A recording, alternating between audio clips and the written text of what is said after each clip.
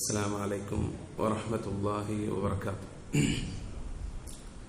إن الحمد لله نحمده ونستعينه ونستغفره ونعوذ بالله من شرور أنفسنا وسيئات أعمالنا.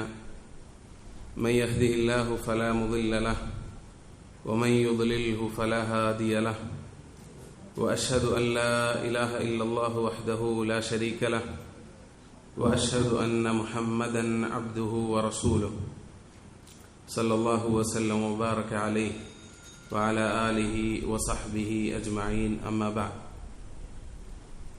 اللهم رب اشرح لي صدري ويسر لي أمري واحلل عقدة من لساني يفقهوا قولي. اللهم علمنا ما ينفعنا وانفعنا بما علمتنا وزدنا علما. ബഹുമാനമുള്ള മുഅ്മിനീങ്ങളെ സഹോദരങ്ങളെ, അല്ലാഹു റബ്ബുൽ ആലമീൻ രഹസ്യത്തിലും പരസ്യത്തിലും അവന്റെ നിർദ്ദേശങ്ങൾ സൂക്ഷിച്ച് അല്ലാഹുവിന് തഖ്വ ചെയ്ത് ജീവിക്കാൻ എന്നെയും നിങ്ങളെയും ഓർമ്മപ്പെടുത്തുകയാണ്. അല്ലാഹു സുബ്ഹാനഹു വ തആല അവന്റെ ദീൻ പഠിക്കുന്ന ഈ സദസ്സ് നമ്മിൽ നിന്ന് ഖബൂലാക്കുമാറാകട്ടെ. അള്ളാഹു വാഗ്ദത്തം ചെയ്തിട്ടുള്ള അവന്റെ സക്കീനത്തും അവന്റെ റഹ്മത്തും അവന്റെ പാപവിമുക്തിയുമെല്ലാം നേടിയെടുക്കുന്നവരിൽ നമ്മെ ഓരോരുത്തരെയും അള്ളാഹു ഉൾപ്പെടുത്തുമാറാകട്ടെ. പരിശുദ്ധമായ ദുൽഹജ്ജിന്റെ 10 ദിനങ്ങളിലേക്ക് ഇൻഷാ അല്ലാഹ് നമ്മൾ പ്രവേശിക്കുകയാണ് ഏതാനും ദിവസങ്ങൾക്കുള്ളിൽ. ഈ സന്ദർഭത്തിൽ ദുൽഹജ്ജിൽ നമ്മൾ ചെയ്യേണ്ടുന്നതായ ഇബാദത്തുകൾ അതിനെ സംബന്ധിച്ച് നമ്മൾ കേട്ടു. അല്ലാഹു റബ്ബുൽ ആലമീൻ ഏറ്റവും നല്ല അമലുകൾ കൊണ്ട് ഈ ദിനങ്ങളെ സജീവമാക്കാൻ, അതിൽ അല്ലാഹു വെച്ചിട്ടുള്ള നന്മകൾ നേടിയെടുക്കാൻ നമുക്ക് ഓരോരുത്തർക്കും തൗഫീഖ് നൽകുമാറാകട്ടെ. സഹോദരങ്ങളെ, ഈ ദിനങ്ങൾ പ്രത്യേകമാകുന്നതിന്റെ അതിലേറ്റവും പ്രധാനപ്പെട്ട ഇബാദത്ത് ഹജ്ജാണ്. അള്ളാഹുവിന്റെ ദീനിന്റെ അർക്കാനുകളിൽ 5-ാമത്തെ റുക്ൻ ഹജ്ജുല്ലാഹി, ഹജ്ജു ബൈത്തുല്ലാഹിൽ ഹറാം, അള്ളാഹുവിന്റെ ഭവനം,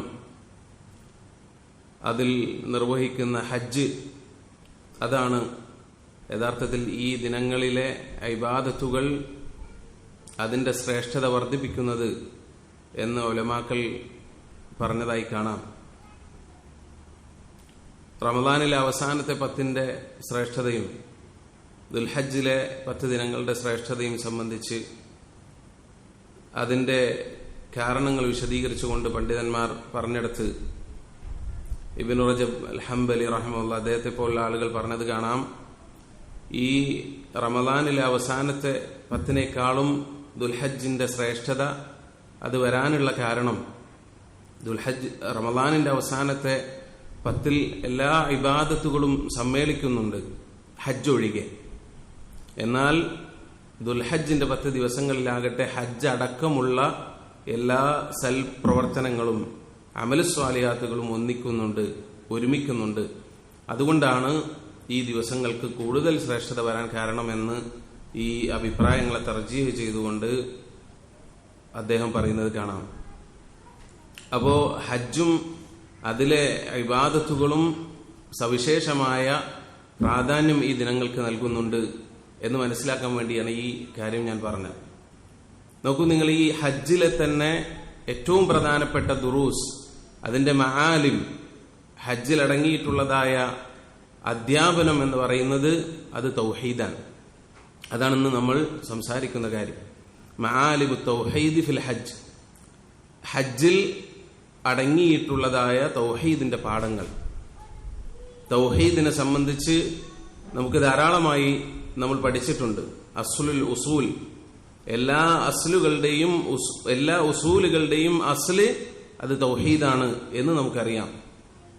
എന്നാൽ ഹജ്ജ് എന്ന് പറയുന്ന ഈ പ്രധാനപ്പെട്ട ഈ ഇബാദത്ത് റുക്കുനുകൾപ്പെട്ട അർക്കാനുൽ ഇസ്ലാമിൽപ്പെട്ട ഒരു റുക്കൻ, പ്രധാനപ്പെട്ട ഒരു റുക്കൻ ആയിട്ടുള്ള ഈ ഹജ്ജ്, അതിലടങ്ങിയിട്ടുള്ളതായ തൗഹീദിന്റെ പാഠങ്ങൾ, അതാണ് നമ്മളിന്ന് വിശദീകരിക്കുന്നത്. അള്ളാഹു നമുക്കതിന് തൗഫീഖ് നൽകുമാറാകട്ടെ. സഹോദരങ്ങളെ, ഹജ്ജിന്റെ ആദ്യവും മധ്യവും അവസാനവും അത് തൗഹീദാണ്. പണ്ഡിതന്മാർ ഹജ്ജിനെ സംബന്ധിച്ച്, അതിലെ തൗഹീദിനെ സംബന്ധിച്ച് പറയുമ്പോൾ അവർ പറഞ്ഞത് കാണാം, അഅ്ലമു ദർസുൻ മിനൽ ഹജ്ജി ഹുവ തൗഹീദ്. ഹജ്ജിൽ ഏറ്റവും പ്രധാനപ്പെട്ട പാഠം എന്ന് പറയുന്നത് അത് തൗഹീദാണ്. അവ്വലു ദുറൂസുൽ ഹജ്ജി വ ഔസതുഹു വ മുൻതഹാഹു അത്തൗഹീദ്. ഹജ്ജ് എന്ന് പറയുന്ന ഇബാദ, അതിന്റെ ആദ്യവും മധ്യവും അവസാനവും അത് തൗഹീദാകുന്നു. അഥവാ തൗഹീദിന്റെ വിളംബരമാണ് യഥാർത്ഥത്തിൽ ഹജ്ജിലൂടെ വർഷാവർഷവും നടക്കുന്നത്. നോക്കൂ നിങ്ങൾ, ഇബ്രാഹിം നബി അലൈഹിസ്സലാം, ഇമാമുൽ അംബിയ ഇബ്രാഹിം നബി അലൈഹിസ്സലാമും അദ്ദേഹത്തിന്റെ കുടുംബവും അവരെ മക്ക കേന്ദ്രീകരിച്ച് കഅബം പുനർനിർമ്മിക്കുവാൻ, അവിടെ അള്ളാഹുവിന്റെ ഭവനം പടുത്തുയർത്തി അവിടെ തൗഹീദിന്റെ വിളിയാളം മുഴക്കുവാൻ അള്ളാഹു സുബ്ഹാനഹു വ തആല ആ കുടുംബത്തെ ഏൽപ്പിക്കുകയാണ്. ആ കുടുംബം ഹജ്ജിന് വിളംബരം ചെയ്യുകയാണ്. ആ ഹജ്ജ് ഖിയാമം നാൾ വരേക്കും അവിടെ നടത്തപ്പെടുന്ന ആ വിളംബരം അത് തൗഹീദിന്റെ വിളംബരമാണ്. ലബ്ബൈക് അല്ലാഹുമ്മ ലബ്ബൈക് ലബ്ബൈക ലാ ശരീക ലക ലബ്ബൈക് എന്ന് തുടങ്ങിയ തൽബിയത്തിലൂടെ ഓരോ ഹാജിയും അവിടേക്ക് പുറപ്പെടുമ്പോൾ ഓരോ ഹാജിയും അവന്റെ മനസ്സിലേക്ക് വരുന്നത് അതിന്റെ ആദ്യവും അവസാനവും അതിന്റെ ആകത്തുക തൗഹീദാണ്. അതുകൊണ്ട് തൗഹീദിനെ, ഹജ്ജിനെ സംബന്ധിച്ച് അല്ലാഹു സുബ്ഹാനഹു വ തആല അത് കൽപ്പിച്ചതായ സൂറത്തുൽ ഹജ്ജിലെ ആയത്തുകളിൽ, ഹജ്ജ് കൽപ്പിച്ചുകൊണ്ടുള്ളതായ ആയത്തുകളിൽ അല്ലാഹു സുബ്ഹാനഹു വ തആല പറഞ്ഞത് കാണാം, ഹുനഫാഅ ലില്ലാഹി ഗൈറ മുശ്രിക്കീന ബിഹി. ഹുനഫാഅ ലില്ലാഹ്, എങ്ങനെയാണ് നിങ്ങൾ ഹജ്ജ് നിർവഹിക്കേണ്ടത് എന്ന് അല്ലാഹു സുബ്ഹാനഹു വ തആല പറയുകയാണ്. ഹുനഫാഅ ലില്ലാഹ്, ഋജുമാനസരായിക്കൊണ്ട് വക്രതയില്ലാത്ത നിലയിൽ. എങ്ങനെയാണ് വക്രതയില്ലാതിരിക്കേണ്ടത്? ഗൈറ മുശ്രിക്കീന ബിഹി, അള്ളാഹുവിനോട് യാതൊന്നിനെയും പങ്കു ചേർക്കാത്ത നിലയിൽ, ഷിർക്ക് വെക്കാത്ത നിലയിൽ എന്ന് അല്ലാഹു സുബ്ഹാനഹു വ തആല പറയുകയാണ്. അപ്പൊ ഹജ്ജ് എങ്ങനെയായിരിക്കണം എന്ന് അല്ലാഹു സുബ്ഹാനഹു വ തആല നമ്മോട് കൽപ്പിക്കുന്നത് അത് ഷിർക്കില്ലാതെ ആയിരിക്കണം, തൗഹീദോടുകൂടി ആയിരിക്കണം എന്ന കാര്യം അല്ലാഹു സുബ്ഹാനഹു വ തആല ഇവിടെ സൂറത്തുൽ ഹജ്ജിൽ അല്ലാഹു അടിവരയിട്ട് പറയുകയാണ്. ഇബ്നു അബ്ബാസ് റളിയല്ലാഹു അൻഹു അദ്ദേഹം ഈ ആയത്തിന്റെ തഫ്സീറിൽ പറഞ്ഞത് കാണാം, ഹുജ്ജാജൻ ലില്ലാഹി ഗൈറ മുശ്രിക്കീന ബിഹി. ഹജ്ജ്, അല്ലാഹുവിനു വേണ്ടി ഹജ്ജ് ചെയ്യുന്നവരായിക്കൊണ്ട് അവിടെ വരാൻ. എങ്ങനെ? ഗൈറ മുശ്രിക്കീന ബിഹി. ഹജ്ജ് ചെയ്യുമ്പോൾ അവർ എങ്ങനെയായിരിക്കണം? അവർ ഷിർക്ക് വെക്കുന്നവരാകാൻ പാടുള്ളതല്ല. ഖതാദ റഹിമഹുല്ലാഹ് അദ്ദേഹത്തിന്റെ തഫ്സീർ നമുക്ക് കാണാം, ഹുജ്ജാജൻ ലില്ലാഹി മുസ്ലിമീന മുവഹിദീൻ. അവിടെ ഹജ്ജ് ചെയ്യാനായി എത്തുന്നവർ എങ്ങനെയാണ് വരേണ്ടത്? മുസ്ലിമീൻ, അള്ളാഹുവിന് കീഴ്പ്പെട്ടവരായിക്കൊണ്ട്. എങ്ങനെ? മുവഹിദീൻ, മുസ്ലിമാണ് എന്ന് പറഞ്ഞുകൊണ്ട് അവിടെ വന്നിട്ട് കാര്യമില്ല. അല്ലെങ്കിൽ മുസ്ലിമായ നാമധേയവുമായി അവിടെ നിങ്ങൾ ഹജ്ജ് നിർവഹിച്ചിട്ട് കാര്യമില്ല. മറിച്ച് മുവഹിദീൻ, അള്ളാഹുവിന് തൗഹീദ് പൂർണ്ണമായി വകവെച്ചു കൊടുത്തുകൊണ്ടായിരിക്കണം നിങ്ങൾ അവിടെ ഹജ്ജ് കർമ്മം നിർവഹിക്കേണ്ടത് എന്ന് അല്ലാഹു സുബ്ഹാനഹു വ തആല ഈ ആയത്തിന്റെ വിശദീകരണത്തിൽ ഖതാദ റഹിമഹുല്ലാഹ് പറയുകയാണ്.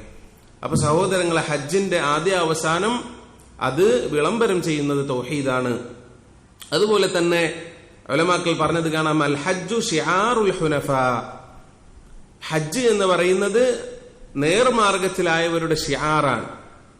നമുക്കറിയാം, ഷഈറത്ത് എന്ന് പറഞ്ഞാൽ അടയാളം, അതിനാണ് ഷഈറത്ത് എന്ന് പറയുക. അതുപോലെ തന്നെ അതിന്റെ ബഹുവചനമാണ് ഷിആർ. അള്ളാഹുവിന്റെ ദീനിൽ നിർബന്ധമായി നമ്മളോട് കൽപ്പിക്കപ്പെട്ടതായ ഇബാദത്തുകൾ, അതിനെയാണ് ഷിആർ എന്ന് പറയുന്നത്. അങ്ങനെയുള്ള ഷിആറുകളിൽ ഏറ്റവും അറിയപ്പെട്ട തൗഹീദിന്റെ ഷിആർ, അത് ഏറ്റവും വെളിവാകുന്ന ഇബാദത്താണ് ഹജ്ജ് എന്ന് പറയുന്നത്. ഹനീഫിയത്ത് എന്ന് പറഞ്ഞാൽ തന്നെ തൗഹീദ് എന്നാണ് അതിന്റെ ഉദ്ദേശം. ഇസ്ലാമിനെ സംബന്ധിച്ച് പറയാറുള്ളത് അൽ ഇസ്ലാമു ദീനുൽ ഹനീഫിയ്യ. ഹനീഫിയത്തിന്റെ മാർഗമാണ് ഇസ്ലാം എന്ന് പറഞ്ഞാൽ തൗഹീദിന്റെ മാർഗമാണ്, വക്രതയില്ലാത്ത മാർഗമാണ്, നേരായ മാർഗമാണ് എന്നാണ് അതിന്റെ ഉദ്ദേശം. അപ്പൊ ഈ ഹജ്ജിന്റെ കർമ്മങ്ങളെല്ലാം നമുക്ക് പരിശോധിച്ചാൽ അത് ഇബ്രാഹിം നബി അലൈഹിസ്സലാമിന്റെ മില്ലത്തിലേക്കുള്ള മടക്കമാണ്. ആ മില്ലത്ത് വീണ്ടും വീണ്ടും ആവർത്തിച്ച് പ്രഖ്യാപിക്കലാണ് ഹജ്ജിന്റെ ഇബാദത്തുകളും അതിന്റെ ഓരോ കർമ്മങ്ങളിലുമുള്ളത്. എന്നാൽ ആ ഇബ്രാഹിം നബി അലൈഹിസ്സലാമെ കുറിച്ച് അള്ളാഹു പറയുന്നത് നോക്കൂ, ഇന്ന ഇബ്രാഹിമ കാന ഉമ്മതൻ ഖാനിതൻ ലില്ലാഹി ഹനീഫ വലം യകു മിനൽ മുശ്രിക്കീൻ. ഇബ്രാഹിം നബി അലൈഹിസ്സലാം ഒരു ഉമ്മത്തായിരുന്നു, ഒരു സമുദായമായിരുന്നു. ഖാനിതൻ ലില്ലാഹ്, അള്ളാഹുവിന് കീഴൊതുങ്ങിയവനായ നിലയിൽ, ഹനീഫൻ, അതുപോലെ തന്നെ വക്രതയില്ലാത്ത മുവഹിദായ ആളായിരുന്നു. വലം യകു മിനൽ മുശ്രിക്കീൻ, ഒരു നിലക്കും മുശ്രിക്കീങ്ങളിൽ പെട്ട ആളായിരുന്നില്ല എന്ന് അല്ലാഹു സുബ്ഹാനഹു വ തആല പറയുകയാണ്. അപ്പൊ യഥാർത്ഥമായ ഇബ്രാഹിമി മില്ലത്തിലേക്കുള്ള മടക്കം, അത് വീണ്ടും വീണ്ടുമുള്ള ഒരു പ്രഖ്യാപനം, അതാണ് യഥാർത്ഥത്തിൽ ഹജ്ജ് എന്ന് പറയുന്നത്.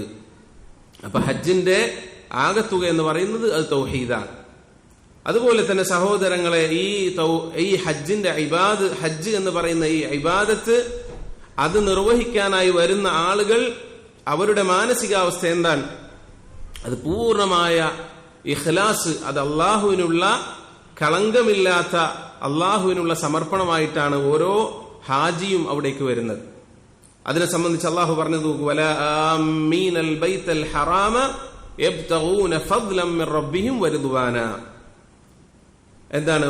പിന്നെ ബൈത്തുൽ ഹറാമിലേക്ക് അവർ വരുന്നു, യബ്തഗൂന ഫദ്ലൻ മിർ റബ്ബിഹിം വരിദ്വാന, അള്ളാഹുവിന്റെ അടുത്ത് നിന്നുള്ളതായ ഫദ്ൽ അവർ പ്രതീക്ഷിക്കുന്നു, വരിദ്വാൻ, അള്ളാഹുവിന്റെ ഭാഗത്തു നിന്നുള്ള തൃപ്തിയും അവന്റെ ഔദാര്യം പ്രതീക്ഷിച്ചുകൊണ്ടാണ് അവർ വരുന്നത്. അപ്പൊ ഹജ്ജിനായി അവിടേക്ക് വരുന്ന ആളുകൾ അവരുടെ ഹജ്ജ് സ്വീകാര്യമാകുന്നത് അവരുടെ ഇഖ്ലാസ് അത് പൂർണ്ണമാകുമ്പോഴാണ്. വേറെ എന്തെങ്കിലും തരത്തിലുള്ള ഭൗതികമായ നീയത്തോടുകൂടി അവിടെ വന്നാൽ അവന്റെ ഹജ്ജ് സാധുവല്ല.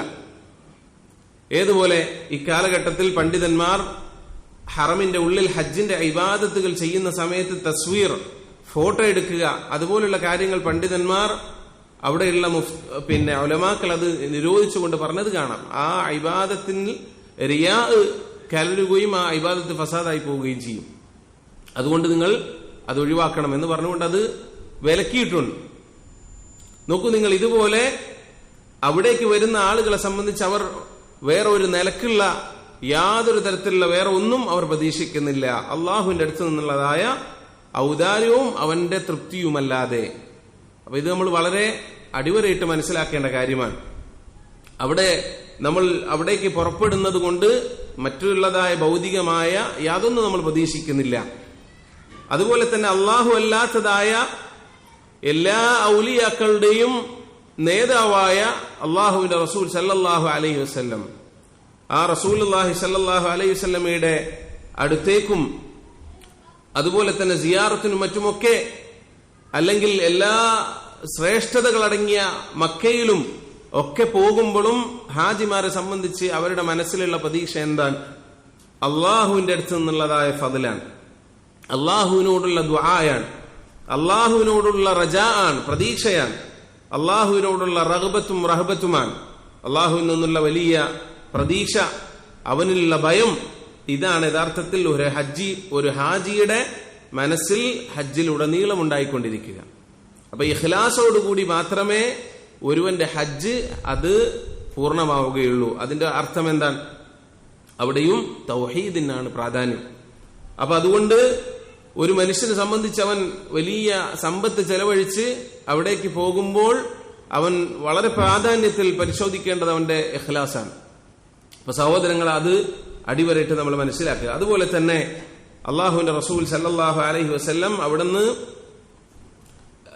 ഹിജ്റയുടെ 9-ാം വർഷം ഹജ്ജിനു വേണ്ടി അയച്ച സന്ദർഭം, അബൂബക്കർ സിദ്ദീഖ് റളിയല്ലാഹു അൻഹുവിനെ ആദ്യത്തെ ഹജ്ജിനു വേണ്ടി പറഞ്ഞയച്ച സന്ദർഭം, കൂടെ അലി ഇബ്നു അബി ത്വാലിബ് റളിയല്ലാഹു അൻഹുവിനെയും നിയോഗിച്ചു. ആ സമയത്ത് നബി സല്ലല്ലാഹു അലൈഹി വസല്ലം അവിടെ ജനങ്ങളെ അറിയിക്കാനായി ഒരു കാര്യം പ്രത്യേകം പറഞ്ഞുവിട്ടു. അതെന്താണ്? ഹദീസുകളിൽ നമുക്ക് കാണാം. ഖാല നബി സല്ലല്ലാഹു അലൈഹി വസല്ലം നബി സല്ലല്ലാഹു അലൈഹി വസല്ലം പറഞ്ഞു, ലാ യദ്ഖുലുൽ ജന്നത ഇല്ലാ നഫ്സുൻ മുഅ്മിന. മുഅ്മിനായ നഫ്സല്ലാതെ, മുഅ്മിനായ ആത്മാവല്ലാതെ ഒരിക്കലും സ്വർഗത്തിൽ പ്രവേശിക്കുകയില്ല. വലാ യതൂഫു ബിൽ ബൈതി ഉറിയാൻ.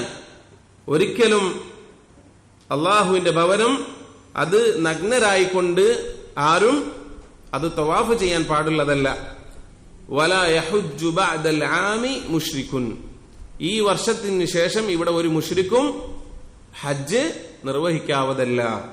ഇങ്ങനെയുള്ള വളരെ പ്രധാനപ്പെട്ട ഒരു കൽപ്പന അള്ളാഹുവിന്റെ റസൂൽ സല്ലല്ലാഹു അലൈഹി വസല്ലമ അവിടെ ആദ്യത്തെ ഹജ്ജ് നിർവഹിക്കുന്ന സന്ദർഭത്തിൽ അബൂബക്കർ സിദ്ദീഖ് റളിയല്ലാഹു അൻഹുവിനോട് വിളംബരം ചെയ്യാൻ പ്രത്യേകം പറഞ്ഞയക്കുകയുണ്ടായി. ഒന്നാമത് പറഞ്ഞ എന്താണ്?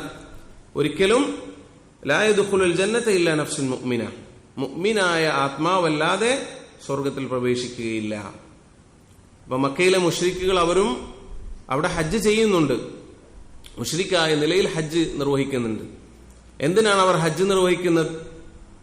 അവർ അള്ളാഹുവിന്റെ പ്രീതി അവർ പ്രതീക്ഷിച്ചുകൊണ്ടാണ്. അവർ മുശ്രിക്കീങ്ങളാണ്, എന്നാലും അവർ ഹജ്ജ് നിർവഹിക്കുന്നുണ്ട് അള്ളാഹുവിന്റെ പ്രതിഫലം കാംക്ഷിച്ചുകൊണ്ട്. എന്താണ് അള്ളാഹുവിന്റെ പ്രതിഫലം? അവർ കാംക്ഷിക്കുന്നത് സ്വർഗമാണ്. അള്ളാഹുവിന്റെ റസൂൽ സല്ലല്ലാഹു അലൈഹി വസല്ലം അവരോട് പറയാൻ വേണ്ടി പറയുകയാണ്, മുഅ്മിനായ, പൂർണ്ണമായും അള്ളാഹുവിൻ ഈമാൻ വെച്ചവനല്ലാതെ, അതിൽ ശിർക്ക് ചെയ്യാത്ത നിലയിൽ അള്ളാഹുവിനോട് പൂർണ്ണമായും ഈമാനിൽ പ്രവേശിച്ചവനല്ലാതെ സ്വർഗത്തിൽ പ്രവേശിക്കുകയില്ല. അപ്പൊ നിങ്ങൾ ഈ ചെയ്യുന്ന പണി ബാത്തിലാണ്, അത് ചെയ്തതുകൊണ്ട് കാര്യമില്ല. നിങ്ങൾ അള്ളാഹുവിന്റെ ദീനിൽ പ്രവേശിക്കുന്നത് വരെ നിങ്ങളുടെ ഇബാദത്തുകൾ ബാത്തിലാണ് എന്ന കാര്യം അള്ളാഹുവിന്റെ റസൂൽ സല്ലല്ലാഹു അലൈഹി വസല്ലം അവിടെ പ്രഖ്യാപിക്കാൻ പറയുകയാണ്. പിന്നെ പറഞ്ഞു, വലാ യതൂഫു ബിൽ ബൈതി ഉറിയാൻ. നഗ്നരായിക്കൊണ്ട് നിങ്ങൾ എന്ത് ചെയ്യാൻ പാടില്ല? അവിടെ തവാഫ് നിർവഹിക്കാൻ പാടില്ല. മുശ്രിക്കുകൾപ്പെട്ട ചില ആളുകൾ തവാഫ് ചെയ്യാറുണ്ടായിരുന്നു. അത് സ്ഥിരപ്പെട്ടിട്ടുള്ള കാര്യമാണ്. ജാഹിലിയത്തിൽ ആളുകൾ തവാഫ് ചെയ്യാറുണ്ടായിരുന്നു നഗ്നരായിക്കൊണ്ട്. ചില ആളുകൾ അവർ അതിന് പറഞ്ഞിരുന്ന ന്യായം എന്താണ്? അള്ളാഹുവിന്റെ ഭവനം അതിന് തവാഫ് ചെയ്യുമ്പോൾ നമ്മുടെ ശരീരത്തിൽ ഹറാമായ വസ്ത്രം അതുണ്ടാവാൻ പാടില്ല. അവർക്കറിയാം, അവർ ഹറാമായ, ഹലാൽ ഹറാമ് നോക്കാതെയുള്ള വസ്ത്രങ്ങൾ, സമ്പാദ്യം, അതിൽ നിന്ന് സ്വീകരിച്ച വസ്ത്രം അവർ ധരിക്കാറുണ്ടായിരുന്നു. അപ്പൊ അതാണ് അവർ ധരിച്ചിരുന്നത്. അപ്പൊ അങ്ങനെയുള്ള വസ്ത്രവും കൊണ്ട്, അല്ലെങ്കിൽ ഹറാമ് കലർന്നതായ വസ്ത്രം കൊണ്ട് തവാഫ് ചെയ്യേണ്ടതില്ല എന്ന സൂക്ഷ്മതയുടെ അടിസ്ഥാനത്തിൽ മുശ്രിക്കുകളായ ആളുകൾ അവരെന്ത് ചെയ്തു? വസ്ത്രം ഒഴിവാക്കിക്കൊണ്ട് നഗ്നരായിക്കൊണ്ട് തവാഫ് ചെയ്തിരുന്നു ജാഹിലിയത്തിൽ. നബി സല്ലല്ലാഹു അലൈഹി വസല്ലം അത് എന്ത് ചെയ്തു? അത് അന്നത്തോടുകൂടി വിരോധിച്ചു, അത് ഒഴിവാക്കി. അവസാനം പറഞ്ഞു, വലാ യഹുജ്ജു ബഅദൽ ആമി മുശ്രിക്കുൻ. ഈ വർഷത്തിന് ശേഷം ഒരു മുശ്രിക്കും ഹജ്ജ് ചെയ്യാനായി ഇങ്ങോട്ട് വരണ്ട.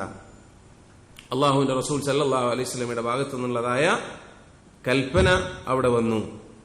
അപ്പൊ ഇത് വളരെ പ്രധാനപ്പെട്ട കാര്യമാണ്. നമ്മൾ ചെയ്യുന്ന ഈ ഇബാദത്ത് ഷിർക്ക് കലർന്നാൽ ഏത് ഇബാദത്തും അത് നിഷ്ഫലമാകും എന്നതുപോലെ ഹജ്ജിന്റെ കാര്യത്തിലും അങ്ങനെ തന്നെയായിരിക്കുമെന്ന് നബി സല്ലല്ലാഹു അലൈഹി വസല്ലം അവിടെ പഠിപ്പിക്കുകയാണ്. ഇനി നോക്കൂ, ഹജ്ജിന്റെ ഇബാദത്തുകൾ, ഹജ്ജിന്റെ ഓരോ മനാസിക്കുകൾ, അതിലെ ഓരോ അമലുകൾ നമ്മൾ എടുത്ത് പരിശോധിച്ചാൽ അതിൽ മുഴുവൻ നമുക്ക് കാണാൻ സാധിക്കുക തൗഹീദാണ്. ഒന്നാമതായി, ഒരാൾ ഇഹ്റാമിലേക്ക് പ്രവേശിച്ചു കഴിഞ്ഞാൽ അവന്റെ നാവിലൂടെ, അവളുടെ ഹജ്ജാജിയുടെ നാവിൽ നിന്ന് പുറത്തു വരുന്നത് തൽബിയത്തിന്റെ വാക്കുകളാണ്. ലബ്ബൈക അല്ലാഹുമ്മ ലബ്ബൈക ലബ്ബൈക ലാ ശരീക ലക ലബ്ബൈക ഇന്നൽ ഹംദ വന്നിഅമത ലക വൽ മുൽക്ക് ലാ ശരീക ലക എന്ന് തുടങ്ങിയിട്ടുള്ളതായ തൽബിയത്തിന്റെ വചനങ്ങൾ. അത് നോക്കൂ, അതിൽ മുഴുവൻ തൗഹീദാണ്. ലബ്ബൈക അല്ലാഹുമ്മ ലബ്ബൈക, അല്ലാഹു നിന്റെ വിളിക്കുത്തരം നൽകിക്കൊണ്ടിതാ ഞാൻ വന്നിരിക്കുന്നു.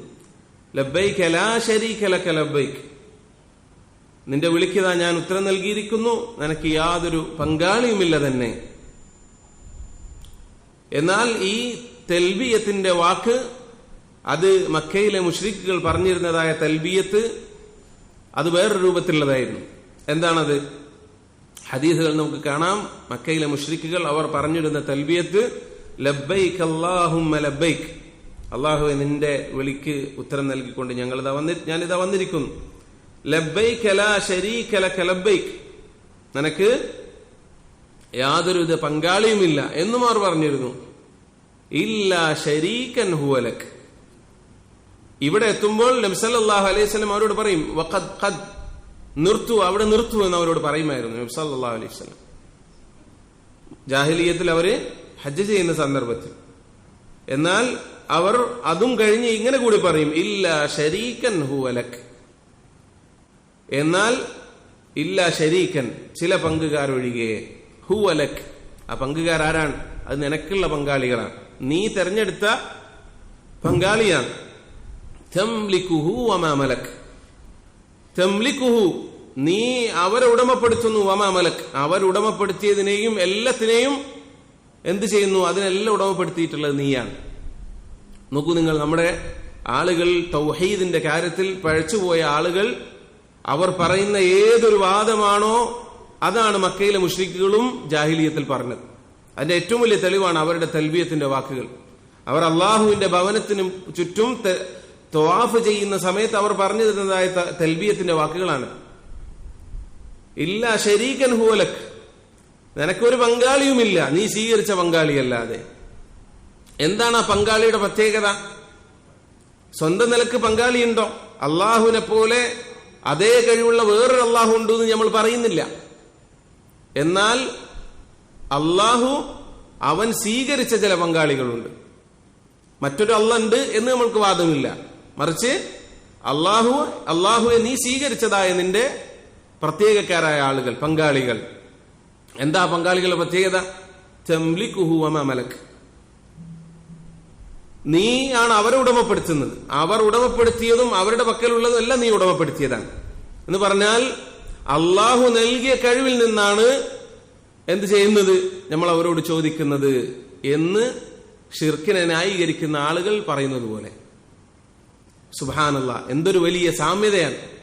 ഷിർക്ക് ഇന്ന് ഷിർക്കിനെ പ്രോത്സാഹിപ്പിക്കുകയും അതിലേക്ക് ആളുകളെ കൂട്ടം കൂട്ടമായി തെളിക്കുകയും ചെയ്യുന്ന തിന്മയുടെ വക്താക്കൾ ഇസ്ലാമിന്റെ വക്താക്കളായി അറിയപ്പെടുകയും എന്നാൽ ആളുകളെ പച്ചയായ ഷിർക്കിലേക്ക് ക്ഷണിക്കുകയും ചെയ്യുന്ന ആളുകൾ, അവർ പറയുന്ന അതേ വാദം മക്കയിലെ മുശ്രിക്കുകൾ പറയുകയാണ്. ഇല്ലാ ശരീകൻ ഹുവ ലക് തംലികുഹു വമാ മലക്, നീ ഉടമപ്പെടുത്തിയത്, നീയാണ് അവരെ ഉടമപ്പെടുത്തിയിട്ടുള്ളത്, അവർ ഉടമപ്പെടുത്തിയതും നീയാണ് ഉടമപ്പെടുത്തിയിട്ടുള്ളത്. എന്ന് പറഞ്ഞാൽ അള്ളാഹുവെ നീ കൊടുത്ത കഴിവിൽ നിന്നാണ് ഞങ്ങൾ ചോദിക്കുന്നത് എന്ന് ഇന്ന് ജീവിച്ചിരിക്കുന്ന ചിലർ പറയുന്നത് പോലെ. സുബ്ഹാനല്ലാഹ്. അപ്പൊ അവരെ സംബന്ധിച്ച് അവരെന്ത് വിശ്വസിച്ചിരുന്നില്ല? മക്കയിൽ അവർ വിളിച്ച് പ്രാർത്ഥിച്ചിരുന്നതായ ആളുകൾ അവർ അള്ളാഹുവിനെ പോലെ മറ്റൊരു അള്ളാഹുവാണ്, കഴിവുള്ള മറ്റൊരു ഇലാഹാണെന്ന് അവർ വിശ്വസിച്ചിട്ടില്ല. അതുപോലെ തന്നെ ഇവർക്കെല്ലാം സ്വന്തം നിലക്ക് ഉപകാരവും ഉപദ്രവവും ചെയ്യാൻ സാധിക്കും എന്നും എന്ത് ചെയ്തിരുന്നില്ല? മക്കയിലെ മുശ്രിക്കുകൾ ഇവരെ കുറിച്ച് വിശ്വസിച്ചിരുന്നില്ല. മറിച്ച് അവർ വിശ്വസിച്ചത് എന്താണ്? അള്ളാഹു കൊടുത്ത കഴിവ് കൊണ്ട് ഈ പറയുന്നതായ ലാത്തയും ഉസ്സയും അവരൊക്കെ നമ്മളെ സഹായിക്കും എന്നാണ് അവർ മനസ്സിലാക്കിയിരുന്നത്. അതിന്റെ അടിസ്ഥാനത്തിലാണ് അവരെ വിളിച്ച് തേടിയിരുന്നത്. അതിനെയാണ് അള്ളാഹുവിന്റെ റസൂൽ സല്ലല്ലാഹു അലൈഹി വസല്ലം ഷിർക്ക് എന്ന് പറഞ്ഞത്. സുബ്ഹാനല്ലാഹ്. അപ്പൊ ഇത് വളരെ പ്രധാനപ്പെട്ട തെളിവാണ്. ഈ പറയപ്പെട്ടതായ മുസ്ലിമിലൊക്കെ ഉദ്ധരിച്ചു വന്നിട്ടുള്ളതായ സ്വഹീഹായ ഹദീസാണ് മുശ്രിക്കുകളുടെ തൽബിയത്ത്, അവർ വിളിച്ചിരുന്നതായ തൽബിയത്ത്. അള്ളാഹുവിന്റെ റസൂൽ സല്ലല്ലാഹു അലൈഹി വസല്ലം അവിടെ എത്തുമ്പോൾ പറയും ഖദ് ഖദ്, അവിടെ നിർത്തു, അവിടെ നിർത്തു, ഇനിയുള്ള നിങ്ങളുടെ ഷിർക്കിന്റെ വാചകം നിങ്ങൾ പറയണ്ട. എന്നാൽ മുവഹിദായ ഒരുവൻ അവൻ വിളിക്കുന്ന തൽബിയത്ത് എങ്ങനെയാണ്? ലബ്ബൈക അല്ലാഹുമ്മ ലബ്ബൈക ലബ്ബൈക ലാ ശരീക ലക ലബ്ബൈക ഇന്നൽ ഹംദ വന്നിഅമത ലക വൽ മുൽക്ക്. ഒരു നിലക്കുള്ളതായ പങ്കുകാരനും നിനക്കില്ല എന്ന ആ തൗഹീദിന്റെ വാചകം പൂർത്തിയാക്കി അവിടെ അവസാനിപ്പിക്കുകയാണ്. ഈ മുശ്രിക്കുകൾ പറയുന്നതായ ഷിർക്കിന്റെ വാചകം ഒരു മുവഹിദ് ഒരിക്കലും അംഗീകരിക്കുകയില്ല. അപ്പൊ സഹോദരങ്ങളെ, തൽബിയത്ത്, ഹജ്ജിന്റെ തൽബിയത്ത് എന്ന് പറയുന്ന ഇബാദത്ത്, അത് നോക്കിയാൽ നമുക്ക് അവിടെയും കാണാൻ സാധിക്കുന്നത് അത് തൗഹീദാണ്. ഇതിനെ സംബന്ധിച്ചാണ് ഇവരുടെ ഈ മക്കയിലെ മുശ്രിക്കുകൾ അവർ ഏർപ്പെട്ടിരുന്നതായ ഈ ഷിർക്കിനെ സംബന്ധിച്ച് അല്ലാഹു സുബ്ഹാനഹു വ തആല പറഞ്ഞതാണ് വമാ യുഅ്മിനു അക്സറുഹും ബില്ലാഹി ഇല്ലാ വഹും മുശ്രികൂൻ. അവരിൽ അധികം ആളുകളും അള്ളാഹുവിലുള്ള ഈമാൻ അവർക്കില്ല, ഇല്ലാ വഹും മുശ്രികൂൻ, അവൻ പങ്കു ചേർത്തുകൊണ്ടല്ലാതെ. അഥവാ അള്ളാഹുവിനെ പങ്കു ചേർത്തുകൊണ്ടാണ് അള്ളാഹുവിൽ അവർ വിശ്വസിക്കുന്നത് എന്ന് മക്കയിലെ മുശ്രിക്കുകളെ കുറിച്ച് അള്ളാഹു വിശുദ്ധ ഖുർആനിൽ പറഞ്ഞിട്ടുണ്ട്. എത്രത്തോളം മക്ക മുശ്രിക്കുകളുടെ അവസ്ഥ അല്ലാഹു സുബ്ഹാനഹു വ തആല പറയുന്നു, വൈദാ റകിബു ഫിൽ ഫുൽകി ദഅഉല്ലാഹ മുഖ്ലിസീന ലഹുദ്ദീൻ. അവർ വലിയ കപ്പലിൽ കയറി കൊടുങ്കാറ്റിൽ അകപ്പെട്ടാൽ, വലിയ ഫിത്നയിൽ അകപ്പെട്ടാൽ അവർ അള്ളാഹുവിനെ വിളിക്കും. അവർ അതിൽ നിന്ന് പുറത്തിറങ്ങി രക്ഷപ്പെട്ട് കരയിലേക്ക് വന്നാലോ ഇദാഹും യുശ്രികൂൻ, അപ്പോൾ അവർ അള്ളാഹുവിൽ പങ്കു ചേർക്കുന്നവരായി തിരിച്ച് അവരുടെ ഷിർക്കിലേക്ക് തന്നെ പോകും. അപ്പൊ ഇങ്ങനെയുള്ള ഷിർക്കിൽ അകപ്പെട്ടിട്ടിരുന്ന ആളുകളായിരുന്നു മക്കയിലെ മുശ്രിക്കുകൾ. അതുകൊണ്ടാണ് അവർ ഇങ്ങനെയുള്ള തൽബിയത്ത് അവർ ചൊല്ലിയിരുന്നത്. എന്നാൽ മുഅ്മിൻ അവന്റെ തൽബിയത്ത് വളരെ കൃത്യമായ തൗഹീദിന്റെ അടിസ്ഥാനത്തിലുള്ളതാണ്. അതുപോലെ സഹോദരങ്ങളെ, ഹജ്ജിലെ മറ്റ് കർമ്മങ്ങൾ അത് ഓരോന്നും ഒരുപാട് സമയം നമുക്ക് ആവശ്യമായി വരും. അത് പറയുകയാണ്, വളരെ മുലഖസായി നമുക്കത് പറഞ്ഞു പോകാം. അതിൽ തവാഫ് എന്ന് പറയുന്ന ഇബാദത്ത് നമ്മളത് നോക്കൂ. അള്ളാഹുവിന്റെ റസൂൽ സല്ലല്ലാഹു അലൈഹി വസല്ലം ഹജ്ജിന് പഠിപ്പിച്ചിട്ടുള്ളതായ ആ തവാഫ്, അത് നമ്മൾ അതിന്റെ എണ്ണം അള്ളാഹുവിന്റെ റസൂൽ സല്ലല്ലാഹു അലൈഹി വസല്ലം എങ്ങനെ പഠിപ്പിച്ചോ അങ്ങനെ നമ്മൾ നിർവഹിക്കുന്നു. എന്താണ് അതിന്റെ അടിസ്ഥാനം? അള്ളാഹുവിന്റെ റസൂൽ സല്ലല്ലാഹു അലൈഹി വസല്ലമ നമ്മളോട് കൽപ്പിച്ചതിന്റെ അടിസ്ഥാനത്തിലാണ്. അള്ളാഹുവിന്റെ റസൂൽ സല്ലല്ലാഹു അലൈഹി വസല്ലമയുടെ അവിടത്തേക്കുള്ള ഇത്തിബാന്റെ അടിസ്ഥാനത്തിലാണ്. അള്ളാഹു നമ്മളോട് പറഞ്ഞു, അത്തിഉല്ലാഹ വ അത്തിഉർ റസൂൽ വമാ ആതാകുമുർ റസൂലു ഫഖുദൂഹു വമാ നഹാകും അൻഹു ഫൻതഹു. അള്ളാഹുവിന്റെ റസൂൽ സല്ലല്ലാഹു അലൈഹി വസല്ലം കൊണ്ടുവന്നതായ കാര്യം നിങ്ങൾ മുറുകെ പിടിക്കുക. അള്ളാഹുവിന്റെ റസൂൽ സല്ലല്ലാഹു അലൈഹി വസല്ലം വിലക്കിയതായ കാര്യം നിങ്ങൾ ഒഴിവാക്കുക. അതിന്റെ അടിസ്ഥാനത്തിലാണ് നമ്മൾ എന്ത് ചെയ്യുന്നത്? അള്ളാഹുവിന്റെ റസൂൽ സല്ലല്ലാഹു അലൈഹി വസല്ലം അവിടെ ഇങ്ങനെ തവാഫ് ചെയ്യണം, 7 പ്രാവശ്യം നിങ്ങൾ തവാഫ് ചെയ്യണം എന്ന് പറയുമ്പോൾ നമ്മൾ തവാഫ് ചെയ്യുന്നു. അതും തൗഹീദിന്റെ അടിസ്ഥാനത്തിലാണ്. തൗഹീദിന്റെ ബാക്കിയാണ് ഇത്തിബാ എന്ന് പറയുന്നത്. തൗഹീദിന്റെ വാക്ക് ലാ ഇലാഹ ഇല്ലല്ലാഹ് എന്ന തൗഹീദിന്റെ വാക്ക് കഴിഞ്ഞാൽ പിന്നീട് നമ്മൾ പറയുന്നത് വഅന്ന മുഹമ്മദൻ റസൂലുള്ളാഹ് എന്നതാണ്. അതിന്റെ ഉദ്ദേശം എന്താണ്? ഇത്തിബാ. അള്ളാഹുവിന്റെ റസൂൽ സല്ലല്ലാഹു അലൈഹി വസല്ലം അള്ളാഹു നിയോഗിച്ചതാണ് നമുക്ക് പിൻപറ്റാനായിക്കൊണ്ട്, ഇത്തിബാന് വേണ്ടി. അതുകൊണ്ട് നമ്മൾ പിൻപറ്റുന്നതാണ്. അതുപോലെ ഹജറുൽ അസ്വദ് നമ്മൾ ചുംബിക്കുന്നു, അല്ലെങ്കിൽ നമ്മൾ കൈകൊണ്ട് അതിനെ തടവുന്നു, അല്ലെങ്കിൽ തൊടുന്നു, അല്ലെങ്കിൽ നമ്മൾ കൈകൊണ്ട് അടയാളം കാണിക്കുന്നു. ആ ഹജറുൽ അസ്വദുമായി ബന്ധപ്പെട്ട ആ ഒരു ഇബാദ, ആ ഹജ്ജിന്റെ ഭാഗമായിട്ടുള്ളത്, അതിലും അള്ളാഹുവിന്റെ റസൂൽ സല്ലല്ലാഹു അലൈഹി വസല്ലമയ്ക്കുള്ള ഇത്തിബാ ആണ്. അത് അള്ളാഹു നമ്മളോട് പറഞ്ഞതുകൊണ്ടാണ് നമ്മൾ ആ ചെയ്യുന്നത്.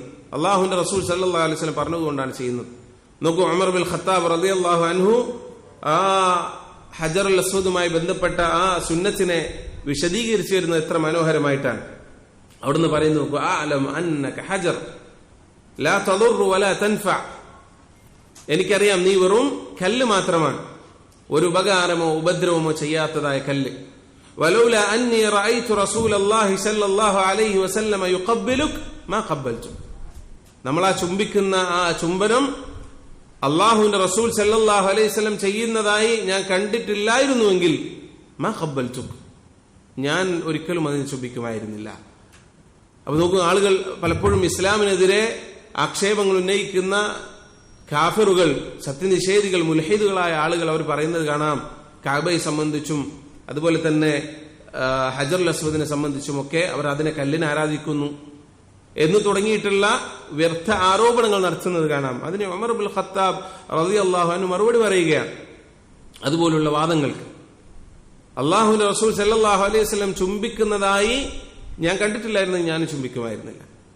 ഒരു ഉപകാരമോ ഉപദ്രവമോ ചെയ്യാത്ത കല്ലാണ് നീ എന്ന് എനിക്കറിയാം എന്നാണ് ഉമർ ബിൻ ഖത്താബ് റളിയല്ലാഹു അൻഹു പറയുന്നത്. അപ്പൊ നോക്കൂ, അതിലും തൗഹീദ് നമുക്ക് കാണാം. അതുപോലെ അതിനുശേഷം സഹോദരങ്ങളെ, തവാഫ് കഴിഞ്ഞാൽ നമ്മൾ മഖാം ഇബ്രാഹിമിന്റെ പിന്നിൽ നിന്നുള്ള 2 റക്അത്ത് നമസ്കാരം, ആ നമസ്കാരത്തിൽ നമ്മൾ ഓതുന്നതായ സൂറത്തുകൾ സുന്നത്തിൽ വന്നത് നമുക്ക് കാണാം. സൂറത്തുൽ കാഫിറൂനും സൂറത്തുൽ ഇഖ്ലാസുമാണ്. ഖുൽ യാ അയ്യുഹൽ കാഫിറൂൻ ലാ അഅ്ബുദു മാ തഅ്ബുദൂൻ എന്ന് തുടങ്ങുന്നതായ സൂറത്തുൽ കാഫിറൂൻ. അതുപോലെ 2ാമത്തെ റക്അത്തിൽ നമ്മൾ ഓതുന്നത് ഫാത്തിഹയ്ക്ക് ശേഷം സൂറത്തുൽ ഇഖ്ലാസാണ്. ഖുൽ ഹുവല്ലാഹു അഹദ് എന്ന് തുടങ്ങുന്നതായ സൂറത്തുൽ ഇഖ്ലാസാണ്. നോക്കൂ, അതിലെന്താണുള്ളത്? അതിൽ മുഴുവൻ തൗഹീദാണ്. അപ്പോ ഹജ്ജിന്റെ ഇബാദത്തുകൾ, അതിന്റെ ആദ്യവും അന്ത്യവും, അതിന്റെ ഓരോ അമലുകളിലും നമുക്ക് കാണാൻ സാധിക്കുന്നത് തൗഹീദിന്റെ പ്രഖ്യാപനങ്ങളാണ്. തൗഹീദിന്റെ ആ പാരമ്പര്യം, ഇബ്രാഹിമി പാരമ്പര്യം, അത് നിരന്തരം ആവർത്തിച്ച് പ്രഖ്യാപിക്കുന്നതാണ് നമുക്ക് കാണാൻ സാധിക്കുന്നത്. അതുപോലെ അറഫയെ സംബന്ധിച്ച് നമ്മൾ പരിശോധിച്ചു നോക്കൂ. അറഫയെ സംബന്ധിച്ച് നബി സല്ലല്ലാഹു അലൈഹി വസല്ലം പറഞ്ഞത് അൽ ഹജ്ജു അറഫ. ഹജ്ജ് എന്ന് പറഞ്ഞാൽ അത് അറഫയാണ്. അറഫയിൽ നിൽക്കാത്തവൻ അവന്റെ ഹജ്ജ് ബാത്തിലാണ് എന്ന് ഈ ഹദീസിന്റെ അടിസ്ഥാനത്തിൽ പണ്ഡിതന്മാർ പറഞ്ഞിട്ടുണ്ട്. അപ്പോ ആ അറഫയിൽ പിന്നെ ഒരു മുഅ്മിൻ നിർവഹിക്കുന്നതായ ദുആ, അതിനെ സംബന്ധിച്ച് നബി സല്ലല്ലാഹു അലൈഹി വസല്ലം പറഞ്ഞു, ഖൈറു ദുആഇ ദുആഉ യൗമി അറഫ. നിങ്ങൾ നിർവഹിക്കുന്ന ദുആകളിൽ ഏറ്റവും ഖൈറായ ദുആ അത് അറഫ ദിനത്തിലെ പ്രാർത്ഥനയാണ്, ദുആയാണ്. വഖൈറു മാ ഖുൽതു അന വന്നബിയ്യൂന മിൻ ഖബ്ലി, എനിക്ക് മുമ്പുള്ള നബിമാരും പ്രാർത്ഥിച്ചിട്ടുള്ളതായ പ്രാർത്ഥന എന്ന് പറയുന്നത് ലാ ഇലാഹ ഇല്ലല്ലാഹു വഹ്ദഹു ലാ ശരീക ലഹ് ലഹുൽ മുൽക്കു വലഹുൽ ഹംദു വഹുവ അലാ കുല്ലി ഷൈഇൻ ഖദീർ. നമ്മൾ സാധാരണ ചെല്ലാറുള്ളതായ ആ ദിക്ർ, അത് നബി സല്ലല്ലാഹു അലൈഹി വസല്ലം പറഞ്ഞു, അത് അറഫയുടെ ദിനത്തിൽ പ്രാർത്ഥിക്കുന്ന ദുആകൾ ഏറ്റവും ഉത്തമമായ പ്രാർത്ഥനയാണ്. ആ പ്രാർത്ഥന മുഴുവൻ തൗഹീദാണ്. അപ്പോൾ നോക്കൂ, അതിന്റെ ഒരു ഇബാദത്ത് അതിന്റെ എല്ലാ പിന്നെ അർക്കാനുകളിലും എല്ലാ ഭാഗത്തും നമുക്ക് തൗഹീദ് ദർശിക്കാൻ സാധിക്കുകയാണ്. അതുപോലെ ജംറയിൽ കല്ലെറിയുന്ന സന്ദർഭം, അതുപോലെ അള്ളാഹു അവസാനം പിന്നെ രക്തമൊഴുക്കുന്ന സന്ദർഭം, ഇവിടെ എല്ലാം മുസ്ലിമിന് കാണാൻ സാധിക്കുന്നത്, അറിയാൻ സാധിക്കുന്നത് തൗഹീദ് മാത്രമാണ്. അതുകൊണ്ട് ഏത് ലലാലത്തിൽ അകപ്പെട്ട ആളുകളും അവിടെ തൗഹീദിന്റെ മണ്ണിൽ വന്നാൽ ഇബ്രാഹിമി പാരമ്പര്യം എന്താണ്, ശരിയായ ഇബ്രാഹിമി മില്ലത്ത് എന്താണ് എന്ന് അറിയാനും പഠിക്കാനും അവനക്ക് സാധിക്കുമെന്നുള്ളതാണ്. അവന്റെ നാട്ടിൽ ഷിർക്കുമായി ബന്ധപ്പെട്ട് അല്ലെങ്കിൽ എത്ര വലിയ ദലാലത്തിലാണ് ഒരുവൻ അകപ്പെട്ടിട്ടുള്ളതെങ്കിലും അള്ളാഹുവിന്റെ ഭവനത്തിൽ വന്ന് തൗഹീദിന്റെ അധ്യാപനങ്ങൾ, ഒരുവൻ ഹജ്ജ് നിർവഹിക്കാൻ ഒരുവന് തൗഫീഖ് ലഭിച്ചാൽ അവന് അറിയാൻ സാധിക്കുക ഈ ഇബ്രാഹിമി മില്ലത്ത് അത് ആദ്യ അവസാനം അത് തൗഹീദാണ് എന്നുള്ള വളരെ പ്രധാനപ്പെട്ട പാഠം അവന് അവിടെ നിന്ന് അവന് മനസ്സിലാക്കാൻ സാധിക്കുമെന്നുള്ളതാണ്. എന്നാൽ സഹോദരങ്ങളെ, ഈ തൗഹീദിന്റെ ഏറ്റവും വലിയ വിളംബരം നടക്കുന്ന ഓരോ ഇബാദത്തുകളിലും ഓരോ സന്ദർഭത്തിലും തൗഹീദ് പ്രഖ്യാപിക്കപ്പെടുന്ന ഈ ഹജ്ജ് എന്ന് പറയുന്ന ഇബാദത്തിൽ പോലും യാ സുബ്ഹാനല്ലാഹ് പല ആളുകളും പല നാടുകളിൽ നിന്ന് ഇത്തരത്തിലുള്ള നമ്മൾ നേരത്തെ പറഞ്ഞതുപോലെയുള്ള ഷിർക്ക് തൗഹീദായും വഴികേട് സന്മാർഗമായും ഒക്കെ പഠിപ്പിക്കപ്പെട്ട് അതിൽ പിന്നെ എന്താണ് പറയുക, അതിനെ സംബന്ധിച്ച് അജ്ഞരായി ജീവിച്ച് അങ്ങനെ മുന്നോട്ട് വരുന്ന ആളുകൾ ഒരു പക്ഷെ അവരും ഈ പിന്നെ മക്കയിൽ എത്തിക്കഴിഞ്ഞാൽ, ഹജ്ജിന്റെ വേളയിൽ അവിടെ വന്നു കഴിഞ്ഞാൽ സുബ്ഹാനല്ലാഹ് അവർ പോലും ഇതുപോലുള്ളതായ ഷിർക്കിന്റെ പ്രവർത്തനങ്ങളിൽ അകപ്പെട്ടു പോകുന്ന വളരെ മോശമായ കാഴ്ച നമുക്ക് കാണാൻ സാധിക്കും. അതുപോലെ തന്നെ അള്ളാഹുവിന്റെ റസൂൽ സല്ലല്ലാഹു അലൈഹി വസല്ലം പഠിപ്പിച്ചതായ സുന്നത്തായ നിലക്കുള്ള ഹജ്ജ് അത് നിർവഹിക്കുന്നതിന് പകരം പലപ്പോഴും ബിദ്അത്തിന്റെ രീതികൾ അവരിലേക്ക് കടന്നു വരുന്നത് നമുക്ക് കാണാം. അപ്പൊ അത് നമ്മൾ പ്രത്യേകം ശ്രദ്ധിക്കേണ്ടതാണ്. നമ്മുടെ നാടുകളിൽ നിന്ന് ആയുസ്സിലൊരിക്കൽ അവരുടെ സമ്പത്തിന്റെ നല്ലൊരു ഭാഗം കൂട്ടിവെച്ച് വലിയ പ്രതീക്ഷയിൽ വലിയ ഇഖ്ലാസോടുകൂടി നല്ല നിയ്യത്തോടുകൂടി അവിടെ പോയി, എന്നാൽ പോകുന്ന കൂട്ടത്തിൽ അവരെ കൊണ്ടുപോകുന്ന ആളുകൾ ഇതുപോലുള്ള പഴപ്പിക്കുന്ന പണ്ഡിതന്മാരും അതുപോലുള്ള ആളുകളായിരിക്കും. അള്ളാഹുവിന്റെ റസൂൽ സല്ലല്ലാഹു അലൈഹി വസല്ലം എങ്ങനെയാണോ ഹജ്ജ് പഠിപ്പിച്ചത് ആ രൂപത്തിലല്ലാതെ വഴികേടിന്റെ ഹജ്ജ് ചെയ്യിപ്പിക്കുന്ന ആളുകൾ ഉണ്ടാവും.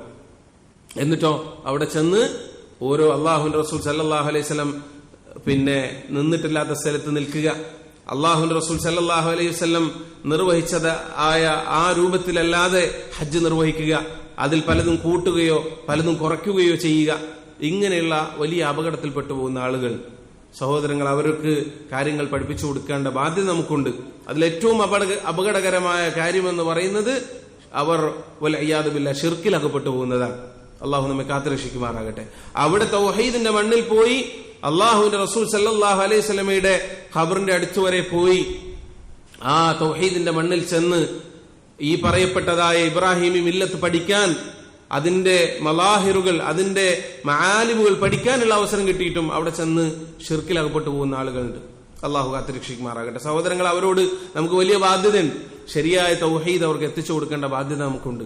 നമ്മുടെയൊക്കെ നാടുകളിൽ നിന്ന് ഈ പറയപ്പെടുന്ന പോലെ ആയുസ്സിലൊരിക്കൽ നമ്മൾ പറഞ്ഞ വലിയ പ്രയാസം സഹിച്ച് സമ്പത്ത് ചെലവാക്കി അവിടെ പോയി ഹജ്ജ് ചെയ്യുന്ന ആളുകൾ, എന്നിട്ട് അവിടെ പോയിട്ടോ അള്ളാഹുവിന്റെ റസൂൽ സല്ലല്ലാഹു അലൈഹി വസല്ലമയുടെ ഖബറിന്റെ അടുത്ത് പോയി അള്ളാഹുവിന്റെ റസൂൽ പഠിപ്പിച്ചതുപോലെ ഒരു സലാത്തും സലാമും അർപ്പിക്കുന്നതിന് പകരം അവിടെ നിന്ന് അള്ളാഹുവിന്റെ റസൂൽ സല്ലല്ലാഹു അലൈഹി വസല്ലമയോട് വിളിച്ചു തേടുന്ന യാ റസൂലല്ലാഹ് എന്ന് വിളിച്ചുകൊണ്ട് അള്ളാഹുവിന്റെ റസൂലിനോട് സഹായം തേടുന്ന പച്ചയായ ശിർക്ക് ചെയ്യുന്ന ആളുകൾ, വലഇയാദു ബില്ലാഹ്. അതുപോലെ മറ്റുള്ള സഹാബത്തിന്റെ ഖബറുകളുടെ അടുത്തുപോയി അവരോട് തേടുന്ന അവസ്ഥ. ഇങ്ങനെയെല്ലാം സഹോദരങ്ങൾ അവർ എടുത്ത ഹജ്ജ് അല്ലെങ്കിൽ അവർ എടുക്കാൻ പോകുന്ന ഹജ്ജിനെ മുഴുവൻ ഫസാദാക്കി കളയുന്നതായ പ്രവർത്തനങ്ങൾ ചെയ്യുന്ന ആളുകൾ. സഹോദരങ്ങൾ, അവരോട് നമുക്ക് പഠിപ്പിച്ചു കൊടുക്കേണ്ട കാര്യമുണ്ട്. ഇത് ഈ പറയുന്ന നിങ്ങൾ ചെയ്യുന്നതായ ഈ കാര്യം ഇത് തൗഹീദല്ല, ഇത് ശിർക്കാണ്. ഈ ശിർക്ക് ചെയ്തിരുന്നവരാണ് മുമ്പ് ഇവിടെ ഉണ്ടായിരുന്നത്, ഹജ്ജ് ചെയ്തിരുന്നത്. അവരെ അള്ളാഹുവിന്റെ റസൂൽ സല്ലല്ലാഹു അലൈഹി വസല്ലം അവിടുന്ന് അവരുടെ ഹജ്ജ് നിരോധിച്ചിട്ടുണ്ട്. അവരെ അള്ളാഹുവിന്റെ റസൂൽ മുശ്രിക് എന്ന് വിളിച്ചിട്ടുണ്ട്. അവരോട് അള്ളാഹുവിന്റെ റസൂൽ സല്ലല്ലാഹു അലൈഹി വസല്ലം ജിഹാദ് ചെയ്തിട്ടുണ്ട്, യുദ്ധം ചെയ്തിട്ടുണ്ട്. നിങ്ങൾ ഈ കൊണ്ടു നടക്കുന്ന വിശ്വാസം അന്ന് അവർ കൊണ്ടു നടന്നതിന്റെ പേരിൽ ഇത് പറഞ്ഞുകൊണ്ട് അവരെ ശരിയായ തൗഹീദിലായിക്കൊണ്ട് ഹജ്ജ് ചെയ്യാൻ അവരെ പഠിപ്പിക്കലും പ്രോത്സാഹിപ്പിക്കലും നമുക്കൊക്കെ അവരോടുള്ള ബാധ്യതയാണ്. അത് നമ്മൾ നിറവേറ്റണം. തൗഹീദിന്റെ ശരിയായ സുന്നത്തിന്റെ അടിസ്ഥാനത്തിൽ ഹജ്ജ് ചെയ്യാൻ നമ്മുടെ കുടുംബത്തിലും നമ്മുടെ അറിവിലും പരിചയത്തിലുമൊക്കെയുള്ള ആളുകൾ ഹജ്ജിന് പുറപ്പെടുമ്പോൾ അവർക്ക് ശരിയായ ഹജ്ജിന്റെ ദുറൂസുകൾ അത് അവരിലേക്ക് എത്തിച്ചു കൊടുക്കാനും തൗഹീദോടുകൂടി അത് നിർവഹിച്ചു വരാനും അവർക്ക് സാധിക്കുന്ന നിലക്കുള്ള പ്രവർത്തനം നമ്മൾ ഹജ്ജ് ചെയ്യുമ്പോഴും മറ്റുള്ള ആളുകൾ ഹജ്ജിന് വേണ്ടി പുറപ്പെടുമ്പോഴും എല്ലാം ഇക്കാര്യങ്ങൾ നമ്മൾ ശ്രദ്ധിക്കണം. ഇങ്ങനെ നിർവഹിക്കുന്ന തൗഹീദോടുകൂടി നിർവഹിക്കുന്നതായി ഈ ഹജ്ജ്, അതിനെ സംബന്ധിച്ചാണ് നബി സല്ലല്ലാഹു അലൈഹി വസല്ലമ പറഞ്ഞത്, അൽ ഹജ്ജുൽ മബ്റൂർ ലൈസ ലഹു ജസാഉൻ ഇല്ലൽ ജന്ന. മബ്റൂറായ ഹജ്ജ്, അതിന് സ്വർഗമല്ലാതെ മറ്റൊരു പ്രതിഫലവുമില്ല എന്ന് നബി സല്ലല്ലാഹു അലൈഹി വസല്ലം പറഞ്ഞു. അതുപോലെ തന്നെ അവൻ മടങ്ങി വരുന്നത് കയൗമിൻ വലദത്ഹു ഉമ്മു, അവന്റെ ഉമ്മ അവനെ പ്രസവിച്ച ദിവസം പോലെ പരിശുദ്ധനായിട്ടാണ് അവൻ മടങ്ങി വരുന്നത് എന്നു നബി സല്ലല്ലാഹു അലൈഹി വസല്ലം പറഞ്ഞത്. സഹോദരങ്ങളെ, തൗഹീദിന്റെ അടിസ്ഥാനത്തിൽ സുന്നത്തായ നിലയിൽ നിർവഹിക്കുന്ന ഹജ്ജ് അത് നിർവഹിച്ചു വരുന്ന ആളുകളെ സംബന്ധിച്ചാണ്. അല്ലാഹു സുബ്ഹാനഹു വ തആല അത്തരത്തിൽ ഹജ്ജ് നിർവഹിക്കാൻ ഈ വർഷം ഹജ്ജ് നിയത്താക്കിയിട്ടുള്ളതായ ഹജ്ജാജിമാർക്കെല്ലാം അല്ലാഹു തൗഫീഖ് നൽകുമാറാകട്ടെ. ഹജ്ജ് ജീവിതത്തിൽ നിയത്താക്കിയിട്ടുള്ള നമ്മൾ ഓരോരുത്തരും ഇതുവരെ നിർവഹിക്കാൻ ഭാഗ്യം കിട്ടിയിട്ടില്ലാത്ത, ഇനി ആഗ്രഹിക്കുന്ന നിയത്ത് വെച്ചിട്ടുള്ളതായ നമുക്ക് എല്ലാവർക്കും അള്ളാഹു അതിന് തൗഫീഖ് നൽകുമാറാകട്ടെ. അള്ളാഹു സുബ്ഹാനഹു വ തആല തൗഹീദിലായി ജീവിച്ച് അള്ളാഹു തൃപ്തിപ്പെടുന്ന അവസ്ഥയിൽ അവനെ കണ്ടുമുട്ടാൻ അള്ളാഹു നമുക്ക് തുണക്കുമാറാകട്ടെ. അള്ളാഹു റബ്ബുൽ ആലമീൻ നമ്മുടെ ചെറുതും വലുതുമായ എല്ലാ തെറ്റുകുറ്റങ്ങളും പുറത്ത് മാപ്പാക്കി തരുമാറാകട്ടെ. اللهم أعنا على ذكرك وشكرك وحسن عبادتك. اللهم أصلح لنا ديننا الذي هو عصمة أمرنا، وأصلح لنا دنيانا التي فيها معاشنا، وأصلح لنا آخرتنا التي إليها معادنا. اللهم ربنا تقبل منا إنك أنت السميع العليم، وتب علينا إنك أنت التواب الرحيم. آمين برحمتك يا أرحم الراحمين. السلام عليكم ورحمة الله وبركاته.